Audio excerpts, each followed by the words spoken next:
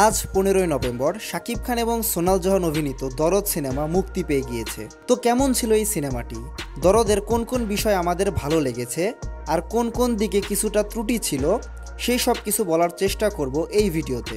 দরদের ট্রেলারে আমরা দেখতে পাই শাকিব খানের চরিত্রটি খুবই মিস্টেরিয়াস।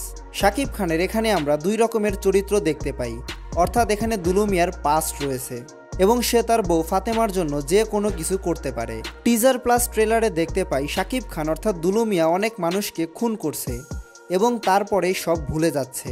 অন্যদিকে ফাতেমা দুলু মিয়াকে জিজ্ঞেস করতে থাকে সে তো স্যারেন্ডার করতে চেয়েছিল কিন্তু করছে না কেন। তাহলে কি ফাতেমা জানে দুলু মিয়া খুনি? আর কেনই বা সে খুনগুলো করছে? তাকে কি পুলিশ শেষ পর্যন্ত ধরতে পারবে? দরদের ট্রেলার দেখলে আমরা বুঝতে পারি শাকিব খান নাটক করছে। তাহলে কি পুলিশ যেন তাকে ধরতে না পারে তার জন্য সে অভিনয় করছে? এই সব প্রশ্ন সিনেমাটা দেখার জন্য আপনাকে বাধ্য করবেই। শাকিব খানের এই দরদ সিনেমা তার করা অন্যান্য সিনেমার থেকে আলাদা, কারণ এই সিনেমায় সে অ্যাকশন করার থেকে বেশি অভিনয় ও ইমোশনের দিকে খেয়াল রেখেছে। এই দুলু মিয়া চরিত্রে শাকিব খানের অভিনয় তার ক্যারিয়ারের অন্যতম অভিনয় ছিল। তার সাথে সোনাল চৌহানও তার চরিত্র অনুযায়ী সুন্দর সাপোর্ট দিয়েছে। গল্পে আমরা অনেক জায়গায় কমেডি দেখতে পাই, সেই কমেডির সিনগুলো দর্শকদের সাথে কানেক্টও করে। আবার কিছু কমেডি সিন তেমন কাজে দেয় না গল্পটাকে সামনে এগিয়ে নিয়ে যেতে।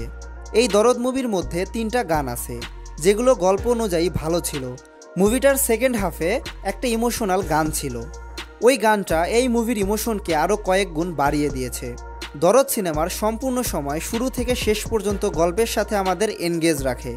ধীরে ধীরে আমাদের প্রত্যেকটি প্রশ্নের উত্তর দেওয়া হয় এবং সেকেন্ড হাফে অসাধারণ একটা টুইস্ট আছে যেটা সব দর্শকের মাথা ঘুরিয়ে দেবে। দুলু মিয়ার সাথে শেষে কি হবে সেটা দেখার জন্য সব দর্শক সিনেমা হলে বসে থাকবে। বিজিএম সিনেমা হলে শুনতে ভালোই লাগছিল। গল্পের মধ্যে থ্রিল ভাব এনেছে। শাকিব খানের চরিত্র পরিবর্তন সেই ব্যাকগ্রাউন্ড মিউজিকের মাধ্যমে আরও ভালো করে দেখিয়েছে। সোনাল চৌহানের অ্যাক্টিং ভালো ছিল, তবে তার অংশটুকু যে ডাব করা হয়েছে সেটা কিছু জায়গায় বোঝা যায়।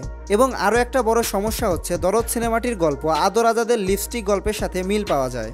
দুইটা গল্পের মূল প্লট কিছুটা একই। সব মিলিয়ে দরদ সিনেমাটা হচ্ছে শাকিব খানের ক্যারিয়ারের সেরা অভিনীত সিনেমা। সিনেমাটা সকল দিক দিয়ে অর্থাৎ সিনেমাটোগ্রাফি, ব্যাকগ্রাউন্ড মিউজিক এবং অভিনয়ে পারফেক্ট ছিল। দরদ মুভিটা রহস্যে ভরা, এক কথায় সাইকো থ্রিলার এক্সপিরিয়েন্স ডেলিভার করে। যদি দরদ সিনেমাকে 10-এ নাম্বার দিতে হয় তবে এটা 10-এ 7 পাবে। আপনাদের দরদ সিনেমাটি কেমন লেগেছে কমেন্টে জানাতে পারেন। সম্পূর্ণ ভিডিওটি দেখার জন্য ধন্যবাদ। আমি তাহলে জিতেই গেলাম।